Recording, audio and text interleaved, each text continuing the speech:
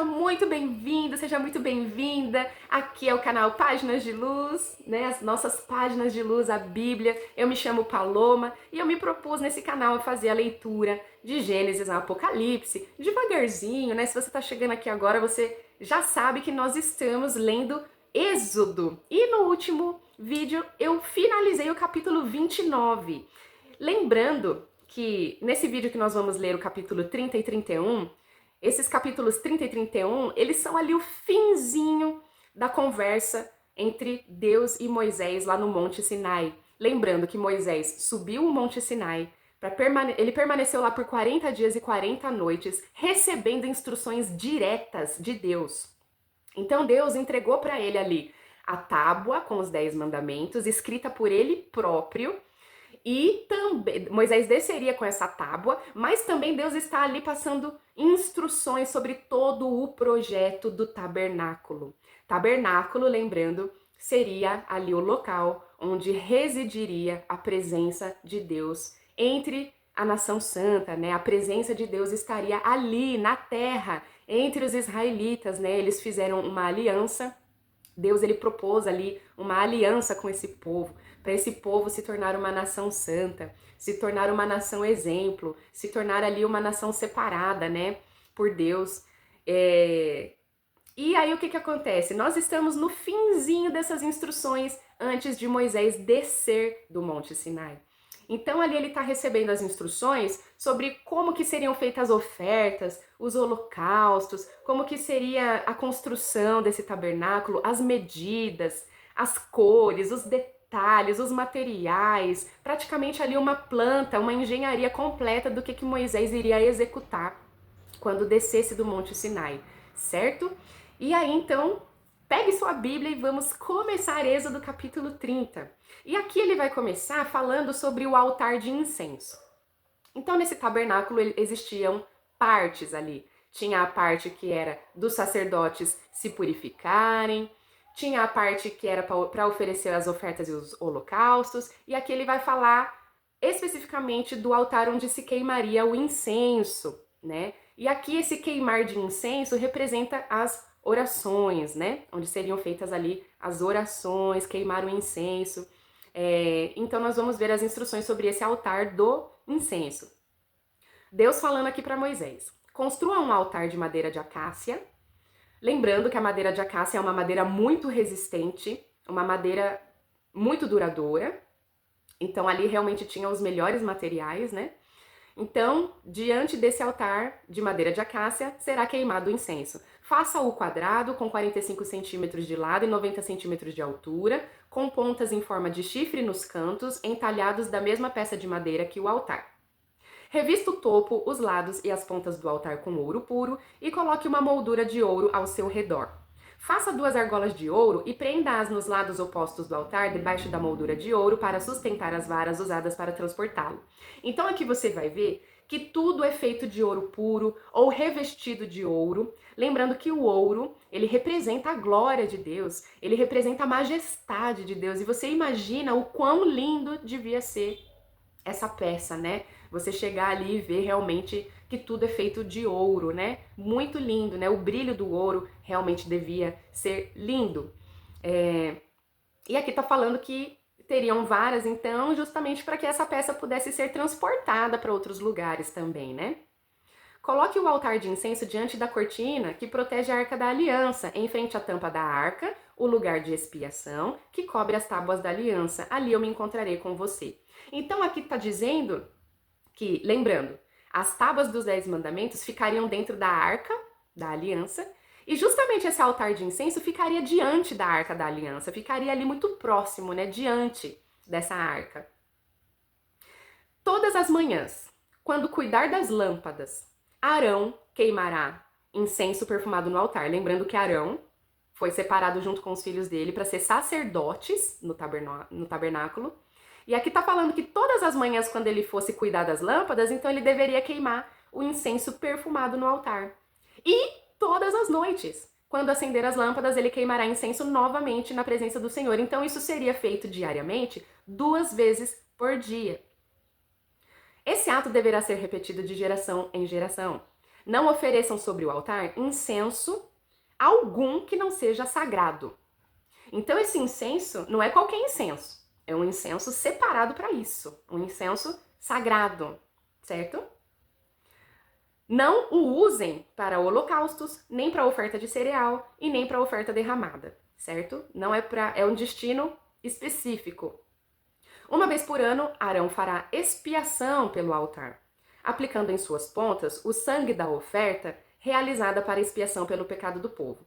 Então, toda vez que o povo fizesse a oferta, por quê? Expiação é o quê? Se você nunca ouviu falar, expiação é a forma da pessoa se redimir dos pecados dela. Então nós somos pecadores, nós cometemos os nossos pecados. Expiação nada mais é do que reparar o pecado. É uma forma de reconciliação com Deus. Então as ofertas e os holocaustos era como se a pessoa estivesse se reconciliando com Deus através da oferta e do holocausto. E aí aqui ele tá falando que uma vez por ano seria aplicado então o sangue, né? O sangue que era usado pelo povo para fazer essa expiação, então uma vez por ano passaria ali na ponta do altar esse mesmo sangue para poder também fazer a expiação por esse altar, para ele estar sempre consagrado, para ele estar sempre ali purificado, né? E essa cerimônia será realizada todos os anos de geração em geração, pois esse altar é santíssimo. Altar santíssimo. O Senhor é santo e tudo que pertence a ele também é santo. Aí aqui vai falar agora dos recursos para o tabernáculo. Então o Senhor disse a Moisés: toda vez que você fizer o censo dos israelitas, cada homem que for contado, então vai ver ali quantos homens tem, certo? Cada homem que for contado pagará ao Senhor um resgate por si mesmo. Já vou explicar. Com isso, nenhuma praga ferirá o povo quando você o contar. Cada pessoa contada entregará uma pequena quantidade de prata como oferta sagrada ao Senhor. O pagamento corresponderá a meio ciclo com base no ciclo padrão do santuário, equivalente a 12 gramas. Então, o que ele está falando aqui? Que vai ser contado quantos homens tem, né? E esses homens, eles deverão pagar uma oferta. E essa oferta seria equivalente a 12 gramas de prata. Então, 12 gramas de prata, esse homem iria lá ofertar. E por que aqui está falando que seria um resgate por si mesmo? Porque cada pessoa pertence a Deus e essa oferta que ele estaria entregando representa que ele é uma pessoa que pertence a Deus e que ele está protegido por Deus. Então ele vai ofertar e ele vai estar protegido e ele vai estar separado. Por isso que aqui fala, ó, um resgate por si mesmo e nenhuma praga ferirá o povo quando você o contar. Então o povo pagando essa oferta estaria também sendo protegido de praga, protegido de coisas ruins. Além de que essa prata, esse valor que eles estariam dando ali, essa prata também seria para manutenção do tabernáculo.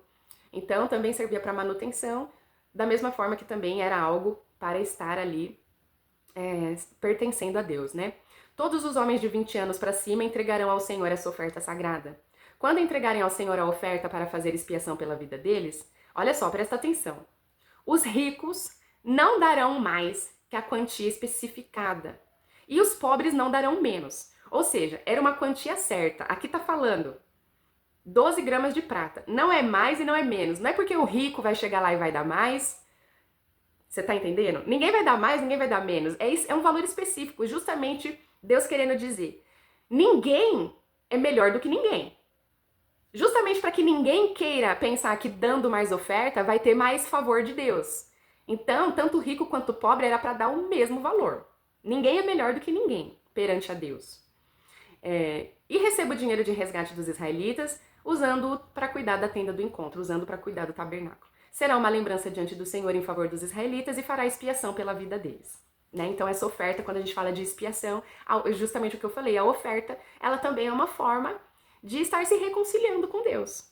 Se às vezes você não encontra um significado para estar ofertando, esse também pode ser um grande de um significado. Você entender que a oferta, ela também representa expiação pelos seus pecados. A gente está falando aqui de uma época muito antiga, mas você pode levar para sua vida isso também nos dias de hoje. Então, prosseguindo, instruções sobre a bacia de bronze. O Senhor também disse a Moisés: faça uma bacia de bronze com um suporte de bronze para a lavagem cerimonial. Coloque-a entre a tenda do encontro e o altar e encha-a de água. É uma bacia para colocar água. Ali, Arão e seus filhos lavarão as mãos e os pés.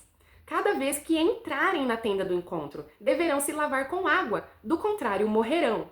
Então, eles tinham que se purificar, eles tinham que lavar as mãos e os pés. Os pés porque está entrando na presença, e as mãos porque está tocando tudo que é sagrado. Então, eles tinham que se purificar. Se eles não estivessem purificados, eles morreriam, porque ali eles não estariam entrando em qualquer lugar. Eles estariam entrando diante da presença de Deus, certo? Então era algo muito sério. Cada vez que se aproximarem do altar para servir ao Senhor e queimar ofertas especiais para ele, deverão lavar as mãos e os pés, do contrário morrerão. Essa é uma lei permanente para Arão e os seus descendentes, né, que são nada mais nada menos que os sacerdotes, né, que estariam servindo ali. E deve ser cumprida então de geração em geração. Agora, o óleo da unção. O Senhor disse ainda a Moisés: junte as seguintes especiarias da melhor qualidade: 6 quilos de mirra líquida, né? Então mirra. 3 quilos de canela perfumada, então canela. 3 quilos de cálamo perfumado, cálamo. E 6 quilos de cássia, medidos de acordo com o ciclo do santuário. Junte também 4 litros de azeite, usando as técnicas de um perfumista habilidoso. Misture esses ingredientes para fazer o óleo sagrado para a unção. Use esse óleo sagrado para ungir a tenda do encontro, a arca da aliança, a mesa e todos os seus utensílios, o candelabro e todos os seus acessórios, o altar de incenso, o altar do holocausto e todos os seus utensílios, a bacia com o seu suporte, ou seja, tudo seria ungido com esse óleo. Não sei se você já viu ungirem, mas seria passado então esse óleo ali nesses utensílios e altares em tudo para a unção, né? Para estar ali consagrando a Deus tudo. Consagre-os para que sejam absolutamente santos. Depois disso, tudo que tiver contato com eles também se tornará santo.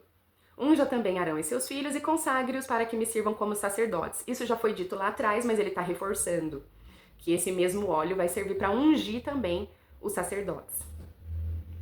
E aqui, olha só, diga ao povo de Israel: esse óleo é sagrado e reservado para mim de geração em geração. Jamais usem o óleo para ungir qualquer outra pessoa e nunca preparem uma mistura igual a essa para si mesmo. Ele é sagrado e deve ser usado como tal. Quem preparar uma mistura igual a essa para ungir com ela alguém que não seja sacerdote será eliminado do meio do povo. Então, olha a importância. O que é separado para ser santo é separado para ser santo. Aqui ele está sendo específico de que tudo que é sagrado não pode ser profanado, não pode ser usado de uma forma banal, não pode ser banalizado. O que é para ser usado para ser santo é para usado para ser santo. Não era para a pessoa copiar, fazer igual, querer usar em si mesmo, querer usar em outra pessoa, senão seria eliminado do meio do povo. E aqui o incenso, finalizando o capítulo 30. Em seguida, o Senhor disse a Moisés: junte especiarias perfumadas, gotas de resina, conchas de moluscos e gálbano. A gente talvez não saiba exatamente o que são esses itens, mas não tem problema, tá bom? Vamos continuar a leitura. Apenas a gente sabe que são especiarias que Deus usou ali da melhor qualidade. Misture-as com incenso puro, tudo em quantidades iguais, usando as técnicas de um perfumista. Misture as especiarias e acrescente um pouco de sal, a fim de produzir um incenso puro e santo. Você imagina que Deus, ele está passando aqui a receita de como Moisés devia fazer tudo isso. Olha que maravilhoso, né? Deus passando uma receita para Moisés. Moa uma parte da mistura até formar um pó bem fino e coloque-o diante da arca da aliança na tenda do encontro, onde me encontrarei com você. Considerem o incenso algo santíssimo. Jamais usem essa fórmula para preparar incenso para si mesmo. Mais uma vez ele falando que o que é sagrado, não é para você ficar usando em si mesmo. E isso é importante até para os dias de hoje. A gente não pode banalizar nada que é consagrado ao Senhor. Ele é reservado para o Senhor e deve ser considerado santo. Quem fizer incenso igual a esse para uso pessoal será eliminado do meio do povo. Então aqui você vê que tudo é muito específico e direcionado, né? E agora vamos para o capítulo 31, que é um capítulo, inclusive, bem curtinho. Se você tá com a sua Bíblia aí, você vai ver que ele é curtinho, o capítulo 31. Os artesãos Bezalel e Aholiabe. O Senhor disse a Moisés, veja, e tem uma parte muito interessante nisso aqui. Veja, escolhi especificamente Bezalel, filho de Uri e neto de Ur, da tribo de Judá. Enchi-o do Espírito de Deus e lhe dei grande sabedoria, habilidade e perícia para trabalhos artísticos de todo tipo.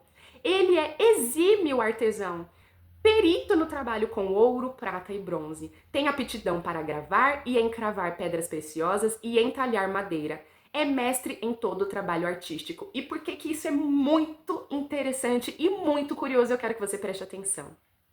Às vezes a gente acha que o Espírito Santo ele vai capacitar somente profetas ou sacerdotes, mas aqui nós vemos Deus chamando pelo nome uma pessoa, escolhendo a dedo uma pessoa, onde ele diz que ele encheu do Espírito Santo com capacidades manuais e artísticas. Veja bem, é uma capacidade manual e artística. E ele capacitou através do Espírito Santo esse homem com habilidades técnicas. Olha que coisa interessante. Isso é muito interessante. Às vezes a gente vai achar que Deus capacita uma pessoa somente com um dom espiritual. Ah, é um dom de interpretar sonho, um dom de profecia, né? Mas olha só que interessante, ele capacitou esse homem para dons de artesanato. Não qualquer tipo de artesanato, algo muito específico. Não é super interessante isso? E aqui, continuando, para ajudá-lo, designei pessoalmente a Oliabe, filho de Aizamaque, da tribo de Dan. Além disso, conferi habilidade especial a todos os artesãos de talento para que façam tudo o que lhe ordenei. A tenda do encontro, a arca da aliança, a tampa da arca, que é o local de expiação, todos os objetos do tabernáculo, a mesa e seus utensílios, o candelabro de ouro puro e todos os seus acessórios, o altar de incenso, o altar do holocausto e todos os seus utensílios, a bacia de bronze e seu suporte, o vestuário finamente confeccionado, as roupas sagradas para o sacerdote Arão, as roupas para os seus filhos usarem no serviço como sacerdote, o óleo da unção, o incenso perfumado para o lugar santo. Os artesãos deverão fazer tudo conforme eu lhe ordenei. Então, olha só, quando a gente fala que Deus dá uma missão, mas ele capacita, olha o quão longe vai. Deus ele está falando para Moisés que ele capacitou pessoalmente essas pessoas para todo esse trabalho manual. Então ele deu aqui o projeto para Moisés, mas ele está falando que através do Espírito Santo ele já capacitou essas pessoas para fazerem esse trabalho. E olha só que Deus ele coloca ajuda, né? Esse artesão aqui, Bezalel, Deus ele manda ajuda, ele manda auxílio, ele capacitou outras pessoas para ajudarem no trabalho. Então seria um trabalho coletivo. Esse tabernáculo seria feito de forma um trabalho coletivo. Então Deus, ele nunca vai te deixar trabalhar sozinho ou te dar uma função difícil para você fazer sozinho, né? Olha que bacana, que interessante isso. E aqui agora para finalizar nós vamos para instruções sobre o sábado. Em seguida o Senhor disse a Moisés: diga ao povo de Israel: guardem o meu sábado, pois ele é um sinal entre mim e vocês, de geração em geração. Pois para que saibam que eu sou o Senhor, que os santifica. Guardem o sábado, pois é dia santo para vocês, né? Quem profanar o sábado será executado. Quem trabalhar nesse dia será eliminado do meio do povo. Vocês têm 6 dias na semana para fazer os trabalhos habituais, mas o 7º dia será um sábado de descanso total, um dia consagrado ao Senhor. Quem trabalhar no sábado será executado. Olha a importância que Deus está falando para guardar o sábado, senão a pessoa sofreria consequências, né? Os israelitas guardarão o sábado, celebrando-o de geração em geração, como uma aliança para sempre. Então, naquele momento, Deus ele separou essa nação santa, separou os israelitas, e guardar o sábado era um sinal da aliança entre Deus e eles. Então, eles deveriam guardar o sábado. Depois, mais adiante, quando Jesus vem, Jesus, ele ressignifica, ele dá uma outra característica para o sábado, né? Porque eles falam, Jesus curou num sábado. Como que Jesus curou num sábado se nós temos que guardar o sábado? Jesus não poderia ter feito isso num sábado? E aí Jesus fala, para as obras do meu Pai, as obras do meu Pai não são maiores do que isso? Por que eu não poderia curar uma pessoa no sábado? Né? Sendo que, com certeza, Deus ele se preocupa mais em curar essa vida, em salvar essa vida, do que com o dia em si. Porém, nesse momento aqui, anterior a Jesus, Deus está sendo específico. Ele conecta esse povo, essa aliança, com o fundamento do mundo. Porque Deus ele fez o mundo em 6 dias e descansou no 7º.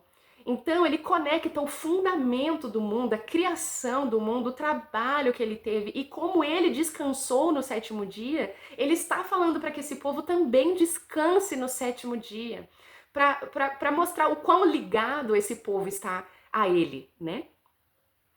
E aqui ele fala, é um sinal permanente entre mim e o povo de Israel, pois em 6 dias o Senhor fez os céus e a terra, mas no 7º dia descansou e se revigorou. Quando o Senhor terminou de falar com Moisés no Monte Sinai, entregou-lhe as 2 tábuas de pedra, gravadas com os termos da aliança, escritas pelo dedo de Deus. E aqui nós finalizamos o capítulo 31, que Deus terminou de falar com Moisés, entregou as tábuas com os mandamentos gravados pelo próprio dedo de Deus. A gente fica se perguntando, nossa, como que seria incrível chegar perto dessas tábuas, porque elas foram escritas pelo dedo de Deus. Pelo dedo de Deus, foi Deus que foi lá e escreveu ele mesmo. E aqui nós vamos para a nossa reflexão, né? Que é muito importante que a gente tenha o entendimento de que o que é sagrado é sagrado. Então, o altar é sagrado. Os objetos, utensílios usados no altar são sagrados. E Deus, ele deixa isso muito claro e muito específico, de que aquilo não deveria ser banalizado, não deveria ser profanado. Era separado para ser santo, porque era para servir o santo dos santos, né? Então, nós devemos respeitar, né? Então, quando a gente fala de um óleo de unção, não é um óleo qualquer, é um óleo consagrado, né? Tem que ter muito respeito com isso. E outras coisas também. Aqui ele fala, então, dos homens dando a oferta. Homens, claro, hoje nós mulheres ofertamos também, mas aqui nesse caso ele chamando os homens. Então eu falo aqui, homens, vão fazer as ofertas, né? Olha que importância, né? Você estar ofertando, estar fazendo algo que foi Deus que determinou, né? E a oferta, ela ajuda na manutenção. Naquele período ajudava na manutenção, e não só na manutenção, mas Deus falando, olha, eu vou proteger você, eu vou separar você, você fazendo esse ato de reconciliação comigo, eu estou protegendo você. Então, olha, são coisas que dá realmente pra gente trazer aqui pra nossa realidade do dia de hoje, né? São coisas que não devem ser esquecidas. E aqui a gente vê Deus, ele capacitando pessoas através do Espírito Santo, ele concedendo ali realmente talentos, né? Concedendo talentos através do Espírito Santo, valorizando o trabalho coletivo, né? Então ali ele falando, Moisés, eles vão ali ajudar na construção do tabernáculo, e esse artesão vai ter ajuda. Então o quanto ele também valoriza esse trabalho coletivo. Ninguém faz nada sozinho, né? Não queira carregar o mundo nas costas, ninguém faz nada sozinho, né? Então, a obediência, muito importante. A parte do descanso também é importante. Aqui a gente vê Deus falando para o povo do sábado, mas a gente também pode levar isso para a nossa realidade, de que nós também devemos descansar. Tantas vezes Deus fala, descansa em mim, coloca o fardo tá pesado, traz para mim, né? Coloque aos meus pés. Esses dias eu ouvi algo tão bonito, que Jesus, ele, poxa vida, ele recebeu ali as perfurações nas mãos, e se tem alguém que sofreu foi Jesus. Então quando a gente sofre, ele entende o meu sofrimento, o seu sofrimento, e é por isso que ele fala, tragam a mim o seu sofrimento, tá pesado, traz pra mim, descansa em mim, né? Então nós temos que aprender a descansar no Senhor. E descansar das nossas funções também. Não queira fazer tudo ao mesmo tempo. Calma, vai com calma, né? Então é isso, né? Que nós possamos ter aí a nossa vida separada para Deus, que nós possamos respeitar aquilo que é santo, que nós possamos valorizar, né, tudo que Deus faz por nós, que Ele te proteja, que Ele te abençoe. Muito obrigada por estar aqui acompanhando. Eu te aguardo no próximo vídeo, porque agora nós vamos ver o que aconteceu após os 40 dias e as 40 noites de Moisés lá no Sinai. Então vamos acompanhar o que aconteceu na hora que ele desce com essas tábuas, com essas instruções. Te aguardo no próximo vídeo e até lá!